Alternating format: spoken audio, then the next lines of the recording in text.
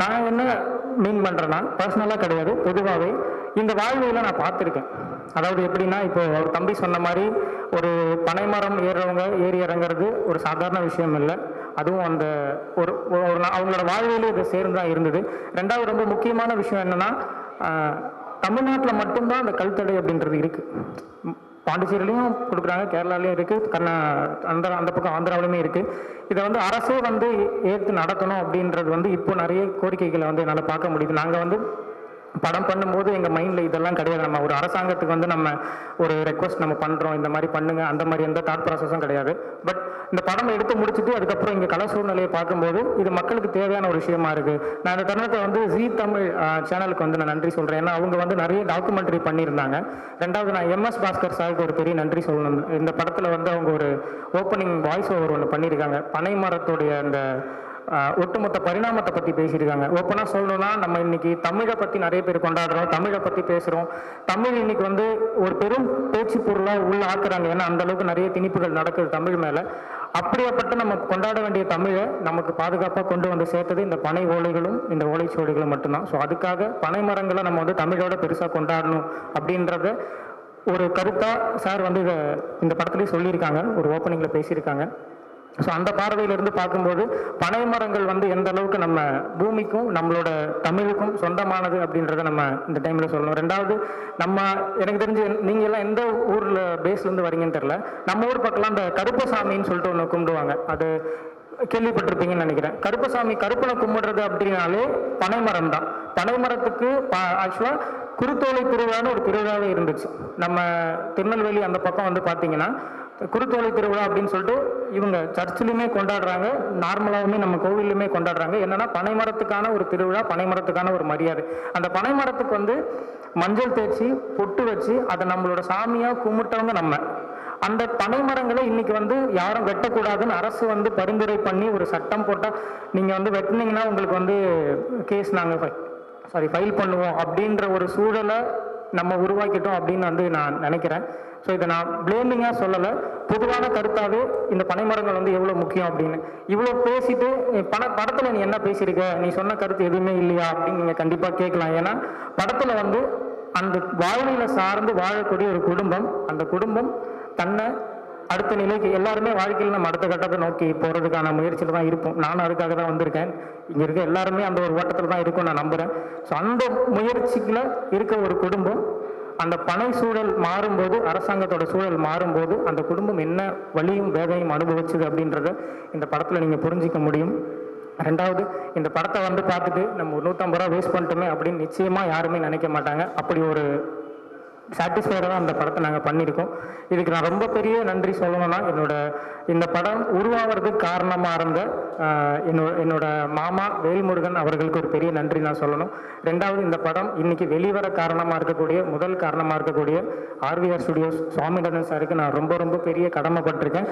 ரெண்டாவது, நான் எப்படி சொல்ல, இந்த படம் வந்து சார் நம்ம பண்ணிடலாமா சார் போது கண்டிப்பாக பண்ணுறோம் அப்படின்னு சொன்ன மாதிரியே அந்த அக்டோபர் 10ஆம் தேதி இந்த படம் வந்து வெளிவருது. எல்லாருமே இதை தியேட்டரில் போய் பாருங்கள்.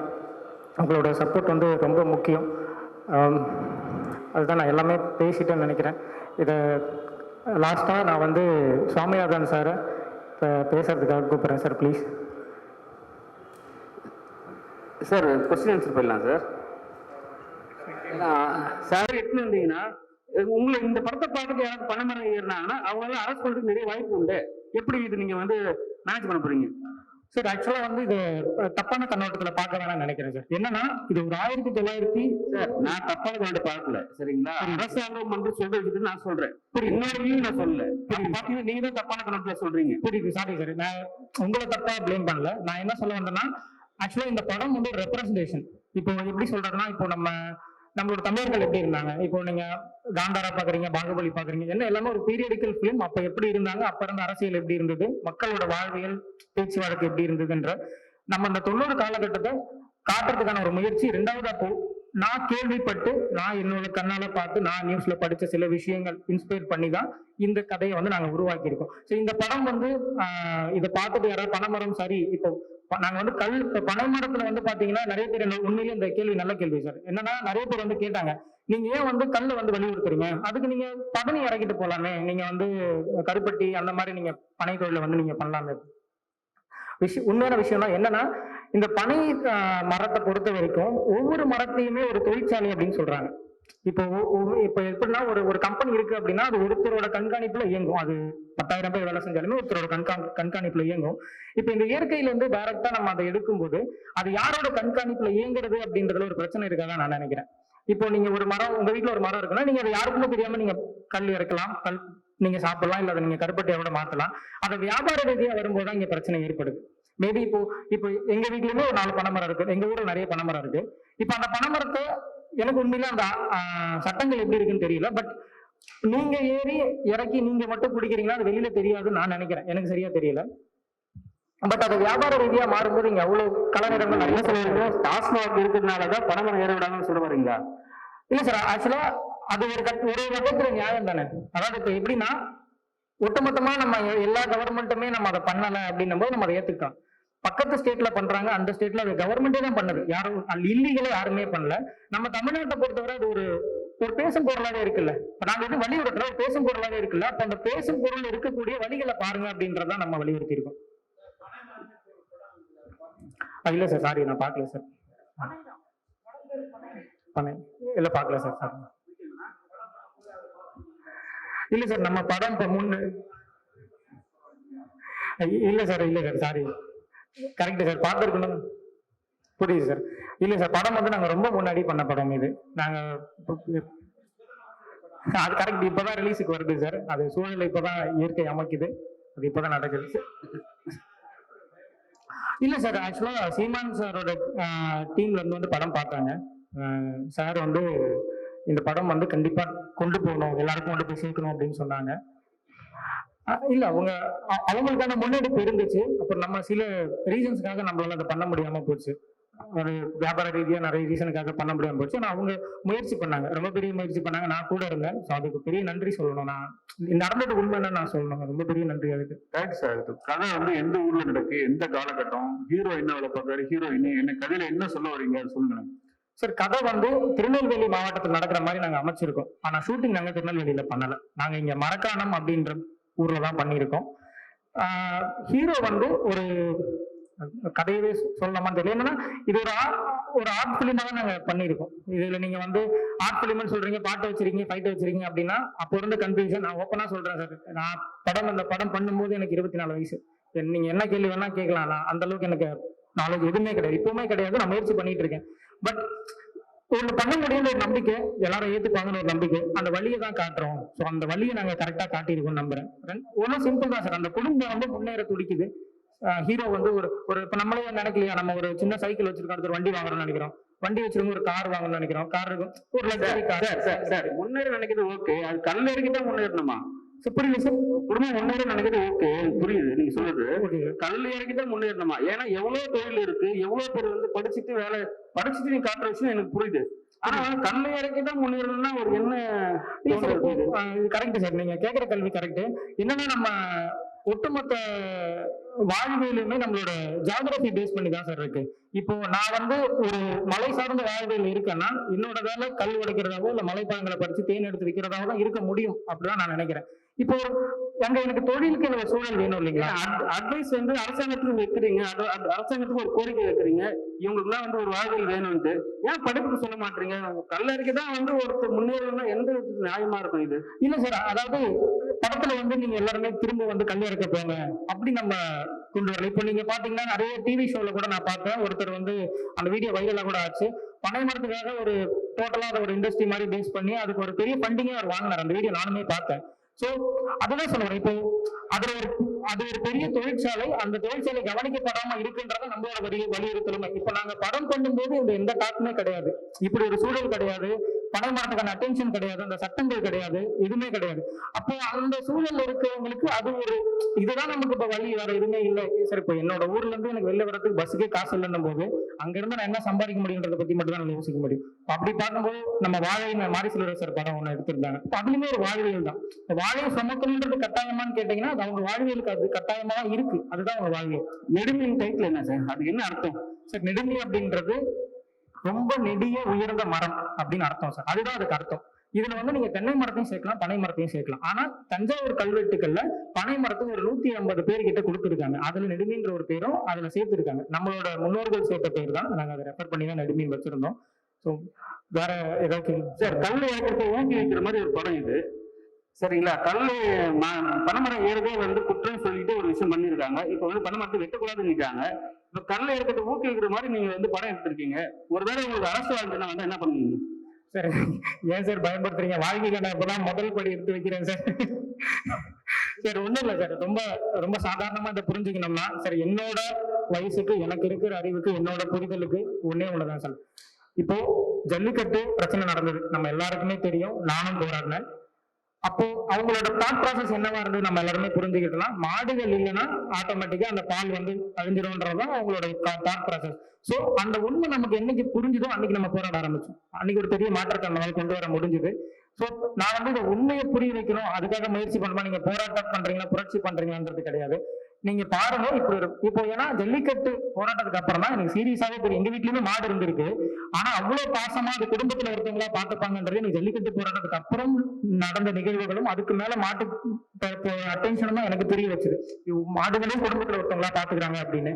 சோ இதை பார்க்கும்போது உங்களுக்கு ஒரு அட்டென்ஷன், மேபி அங்க இருக்க யாருக்கோ பனைமரம் வந்து ஒரு தொந்தரவா வீட்டாண்ட இருக்கலாம், தினமும் ஓலை கூட இருக்கு, அந்த மாதிரி அதுல பாம்பு கூட இருக்கலாம், சிட்டியில இருக்கலாம், அதை வெட்டணுன்ற மனசு வரலாம். இந்த படத்தை பார்த்துட்டு அப்புறம் அந்த மனசை நீங்க மாத்தக்கூடிய சூழ்நிலை கண்டிப்பா வரும், நான் நம்புறேன். ஏன்னா இந்த மரம் உங்களுக்கு இந்த படத்துல ஒரு கேரக்டரா அது நடிச்சிருக்கும். அதுதான் உங்களோட மனமாற்றம், ஒரு சின்ன மனமாற்றம் இந்த படம் மூலியமா ஏற்படும்ன்றதை நான் உறுதியா சொல்றேன் சார். அதுல எந்த மாற்றமும் இல்லை. மேடம், உங்கள்கிட்ட ஒரே ஒரு கேள்வி. அதிமுக காலத்துல தான் கல் வாங்க, அதிமுக காலத்துல தான் கல் வந்து இறக்குனாங்க, கல் கடைகளா இருந்தது. அதுக்கப்புறம் வந்து நிப்பாட்டிட்டாங்க. இப்போ வந்து டாஸ்மார்க்கு ஒரு வருஷத்துக்கு 50,000 கோடி வருது. அந்த 50,000 கோடிக்கு பாதிப்பு வரும் தான் அந்த பனை கல்லை வந்து நிப்பாட்டிருக்காங்களா? ஏன்னா சொன்ன மாதிரி பக்கத்து மாநிலத்துல இருக்கு, ஏன் தமிழ்நாட்டில் நிப்பாட்டிருக்கீங்க? நீங்க அது சம்பந்தப்பட்டனால கேட்கும்.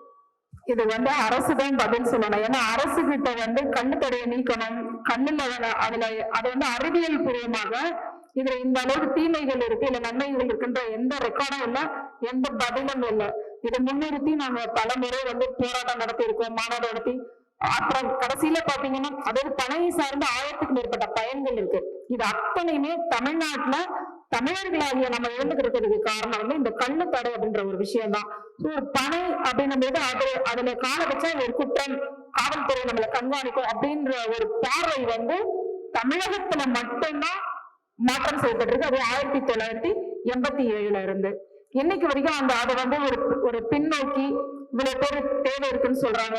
இத்தனை கோடி மரங்கள் அழிஞ்சிருக்கு. இது எல்லாத்துக்குமே பனைங்கிறத பொறுத்த வரைக்கும் ஆண்ட ஆட்சியாளர்களா இருக்கட்டும், ஆளக்கூடியவங்களா இருக்கட்டும், எல்லாம் ஒரு கண்துடைப்பதான் இருக்கு. இன்னைக்கு கூட நீங்க ஒரு 10 பனை மரத்தை விட்டுட்டீங்கன்னா ஒரு 100 பனைங்கொட்டையை நட்டுட்டு போயிட்டே இருக்கலாம். இது வந்து தீர்வாகுமா? ஒரு அவசியம் இருக்கும் பொழுது அப்படின்றதுதான் ஒரு சரியான தண்டனைக்குரியதா இருக்கும் அப்படின்னும் போதுதான் குற்றங்கள் குறையும். கண்ணு தடை அப்படின்னும் போது அதை வந்து இன்னைக்கு வரைக்கும் ஆட்சியாளர்கள் வந்து எந்த ஒரு தெளிவான ஆய்வுபூர்வமான பதிலும் இல்லை. மத்திய அரசுக்கு இது பனை சார்ந்த ஒரு கோரிக்கையை வைக்கும் போது கடற்கரை ஓரமாக வைக்கணும் அப்படின்னு சொல்லி கொடுத்திருந்தான். 2020 பனை மரங்கள் எல்லாம் அழிக்கப்பட்டிருக்கு அப்படின்னு. அதுக்கு வந்து உடனடியா செவிசாய்த்து கடற்கரை ஓரங்கள்ல பனை நடவு செய்வதற்கான நடவடிக்கை எடுக்கப்படும் சொல்லி பதில் கொடுக்கப்பட்டது. பனையை மருத்துவ தாவரமா அறிவிக்கணும். ஏன்னா பனை வந்து இந்தியாவில 95 மூலிகைகள் வந்து மெடிசனல் பிளான்ஸா அது வந்து மத்திய அரசோட உதவித்தொகையை பெற்றுக்கிட்டு, ஆனா பனையை வந்து வரைக்கும் யாருக்கும் சேர்க்கல. சோ அதையும் தமிழ்நாடு மெடிசனல் பிளான் போர்டு கொடுக்க சொன்னாங்க, அதையும் கொடுத்திருக்கோம்.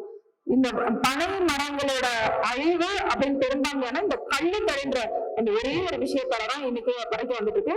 50 லட்சம் ரூபாய் வரைக்கும் மத்திய அரசு வந்து பனை சார்ந்த தொழில் செய்பவர்களுக்கு உதவி தொகை கொடுக்குறாங்க. அதை வாங்கி அவங்க எடுத்து முன்னெடுத்து கொண்டு போலாமே என்று பார்த்தா தமிழ்நாட்டுல வந்து அது வந்து சாத்தியம் இல்லை. இதுக்கு என்ன அப்படின்னு சொல்லி கேட்டோம்னா கள்ளு தடை தான். பனை அப்படின்னா தடையற்ற தொழிலாக இருக்கணும். இன்னைக்கு சொல்றாங்க இந்த மாதிரி மற்ற பானங்கள் அரசு விற்கக்கூடியதுல வந்து எந்த அளவுக்கு அதை எந்த அளவுக்கு ஆரோக்கியம் வருது.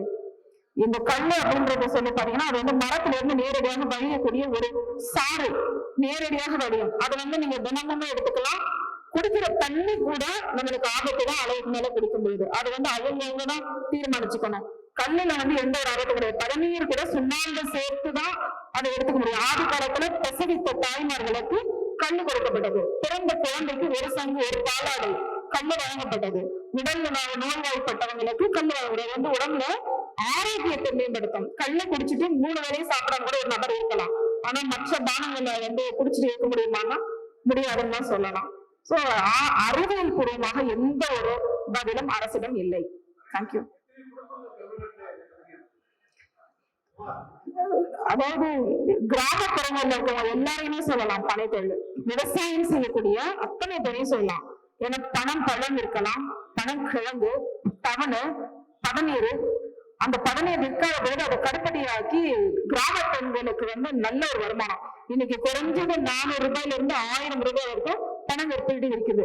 கருப்பட்டி கடைகள் வந்து இன்னைக்கு அதிக அளவுல அதிகரிச்சிருக்கு தமிழ்நாட்டுல கருப்பட்டி பயன்படும். ஆனா அதை கொண்டு வர பனை தொழிலாளர்களுக்கு எந்த முன்னேற்றமும் அரசு வழங்கல, குறிப்பாக தமிழகத்தில் மட்டும்.